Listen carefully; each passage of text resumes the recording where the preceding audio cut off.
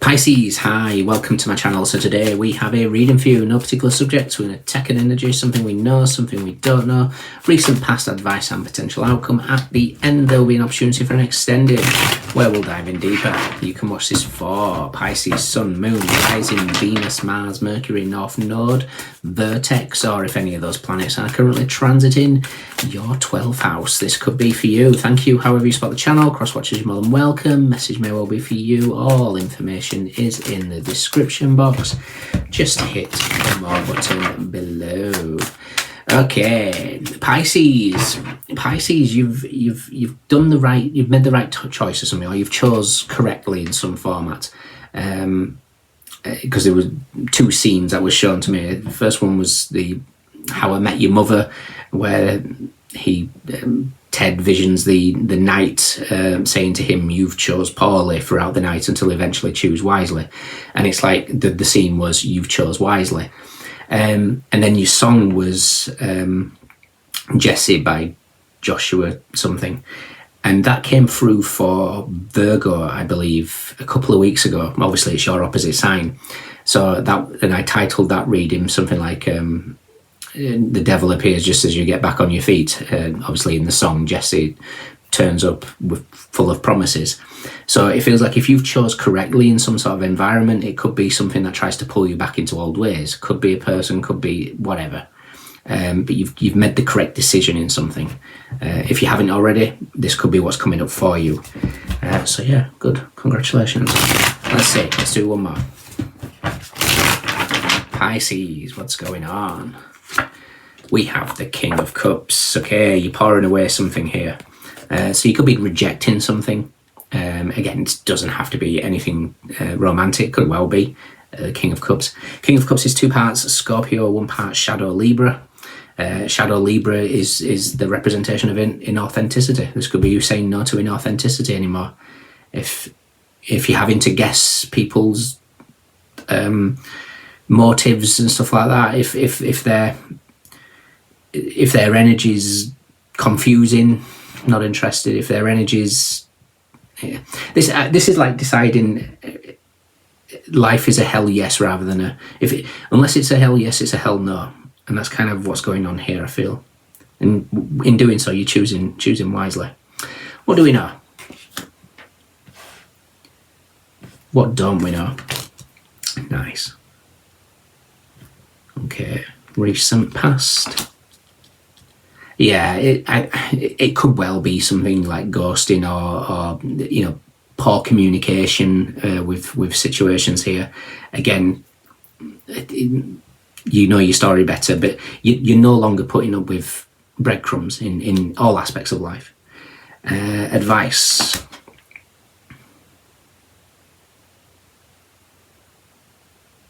Okay, interesting. And potential outcome. Okay, you're really putting something to bed here.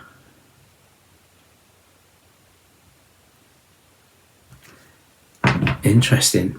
We have the Queen of Pentacles at the bottom with the Ten of Pentacles, the Hermit and the Emperor, and the Nine of Wands. So again, this could be dealings with, like I said, Virgo is your opposite sign, and this could be a masculine type of energy. It doesn't have to be. Maybe it's a position of authority, maybe an energy of control for some of you. This feels very, family lineage type of thing. Ten of Pentacles, the Hermit, the Emperor. It could be the patriarchal aspect of your family, who knows. But something no longer has control over you is what I want to say. Could just be, the material world in a sense. You're recognizing how little you need in life in some aspect. Who knows? So at the King of Cups, you're dismissing something. You're pouring out what no longer serves. Or it could be you decided to give back, giving back to the water in an offering possibly. What we're aware of is death. Death is that scorpionic energy, that two parts of the King of Cups. It's also transformation, endings, closure, rebirth. What we're not aware of is the Fool. There's an ending that's taking place in your life, and it allows you to really open up to a brand new canvas. But it feels like something has to play out first. And it's something possibly to do with just a general transit. You know, we're approaching Scorpio season. We've got Venus in Scorpio coming up as your advice. Venus moves into Scorpio relatively soon, beginning of November. So it could be, and again, you know, Scorpio rules your ninth house of travel, the guru, the law, the bigger picture, look, positivity. Recent past is the Five of Pentacles. The Five of Pentacles is a card of lack. It's also the card of like ghosting, being left out in the cold, feeling, you know, not worthy of some aspect here. But something is definitely shifting here. There's this recognition now of what, this could be financial spending for some of you. You know, maybe you've been wasteful and seeing what needs to change there. Who knows? Your advice moving forward is the Seven of Cups. I like the Seven of Cups with the Fool because it's kind of like a new beginning that's been orchestrated. It's here for two reasons. The advice is there's, you know, tons of options opening up for you in all aspects of your life. Be discerning as well. You know, you've had Neptune in your sign for 14 years, casting, not so much for you guys because obviously you're ruled by Neptune, but still it's a planet of illusions. And if you've not been grounded in reality properly, in the sense of rooted and feeling safe, we can get caught in the ethers. So it's making sure that the past 14 years, as Neptune moves back in very, very briefly, whilst it retrogrades, what have you learned? Have you learned that ability to discern? Have you learned that ability when things that do get up in the air? Can you ground yourself quickly? What do? Can you achieve that? So there might be an opportunity to do that if things get a little bit airy. It's also, like I say, Venus in Scorpio, which is what's coming up. But for me, it's also in a different deck. It looks like all these balloons, which takes me to an oracle deck called Serendipity. The deck isn't called Serendipity. The card is called Serendipity. And as advice, I kind of feel like it's saying, you know, leave room in your schedule for serendipity.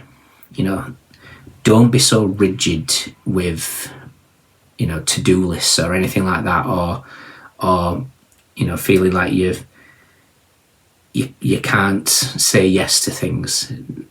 Say yes. You know, be open to spontaneity. Be open to the full. Be open to random coffee. Be open to, you know, if you're heading back home from somewhere and you spot somebody you haven't seen for a while, do you want to grab a coffee? Yes, the answer is yes. It's like just, and even if life seems full on, it's about carving out these little moments. It's clearing your diary essentially. So I feel like the universe is trying to move things around for some sort of serendipitous event. I also want to say as well, especially with the Magician meets the Taurus energy, and Magician and the Hierophant with the Mercury and Taurus of the Five of Pentacles.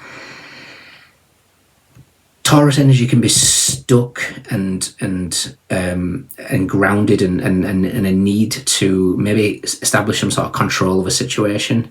And that's where the universe is going. No, Pisces. This is why we're creating space for serendipity. I can't create space for serendipity, then tell you exactly what's going to happen, because what's serendipitous about that? And I know, because obviously you rule the 12th house. You're very, very intuitive, psychic. That can be a pain. the curse of sight. So when you're used to knowing or clear seeing, to then be told, let's just close your eyes so that we can orchestrate serendipity, that can be difficult to access. But you're being asked to do that. Your outcome's the Ten of Swords. Now, the Ten of Swords is a complete ending to something, but it doesn't feel like it's a horrible thing here, because it just feels like you're putting an end to whatever choices you made in the past. You know, the Seven of Cups is all about choices. Like I said, in that scene in How I Met Your Mother, you chose poorly, you chose poorly, you chose poorly, and then eventually you chose correct. So there's something, it's about you putting to bed where we've maybe chosen the veil, you know, where we've chosen not being rooted and grounded in reality, maybe where we've chosen to you know, not express complete truth for fear of hurting somebody.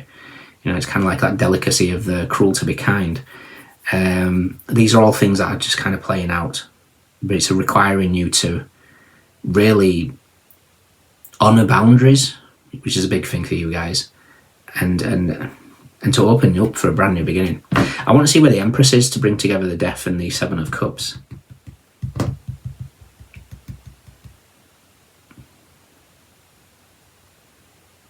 I'm just curious as to why their scattered swords are like they are.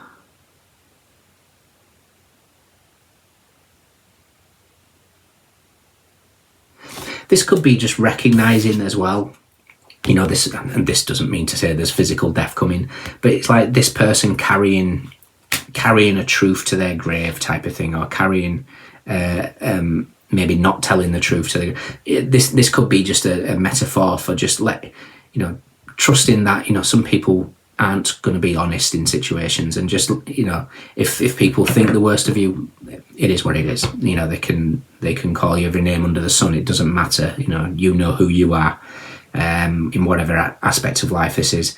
But this is recognizing that it doesn't matter. You know, the High Priestess sees everything anyway. Okay, Empress, where are you?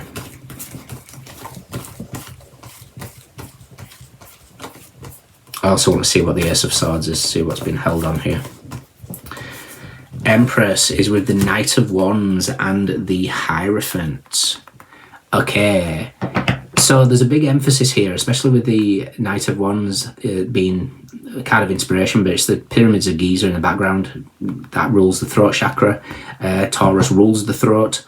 So there's an energy here of maybe if there's any healing necessary to do, it could be in the higher heart or the thymus, thyroid. Look into things like iodine or seaweed, those type of things, where natural sources of iodine. It's going to help the thyroid open you up to the higher heart chakra. Interesting. Lovers straight afterwards.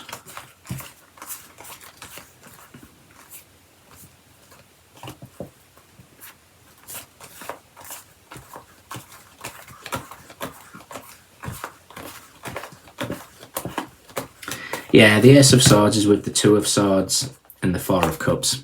And like I said, the words I use, the High Priestess sees everything. This is the High Priestess meets Justice, Moon in Libra, win-win outcome is forecast. And then we've got the Moon in Cancer, which is the High Priestess meets the Chariot, which is counterintuitive. Trust that whatever's for you is for you.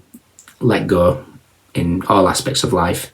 Let the universe create whatever serendipitous moment it's trying to create. Four of Wands, the 1111 card, with Justice, with the Magician.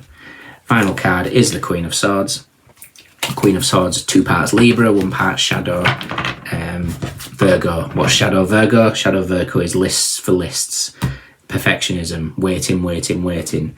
Again, it's like you've been asked to leave room for spontaneity, leave room for serendipity, leave room for the universe to bring you the sun and the lovers type of thing with the Ten of Swords.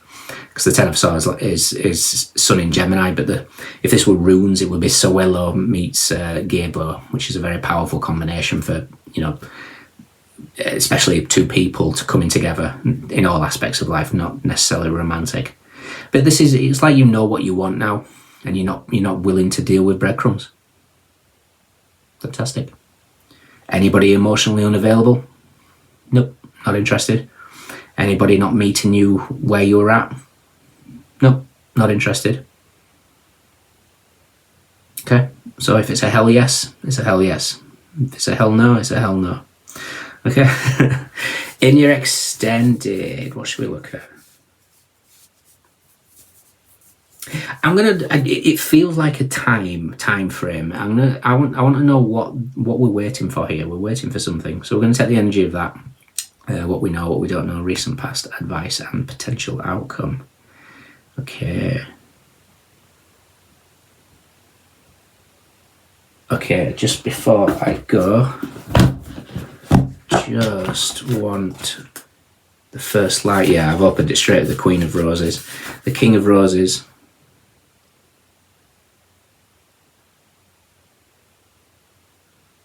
Okay,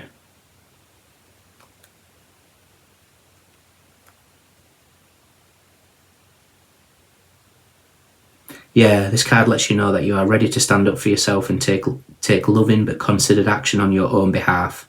It's a time of increasing love and compassion, which always starts within. You're not putting up with, like I say, stuff that doesn't match. Right, fantastic. We have Scorpio, Gemini, Aquarius, Mercury in Taurus, Venus in Scorpio, Sun in Gemini, Mercury in Virgo, Aries, Moon in Sagittarius, Jupiter in Capricorn, Saturn in Pisces, Saturn in Taurus, wow, Mars in Pisces, Aquarius, Mercury in Cancer, Venus in Virgo. We have Pentacles, Cups, Swords, Wands eventually. Passion could be an issue here. Yeah, everyone's here. Those of you stand out, let me know. Take care. See you soon.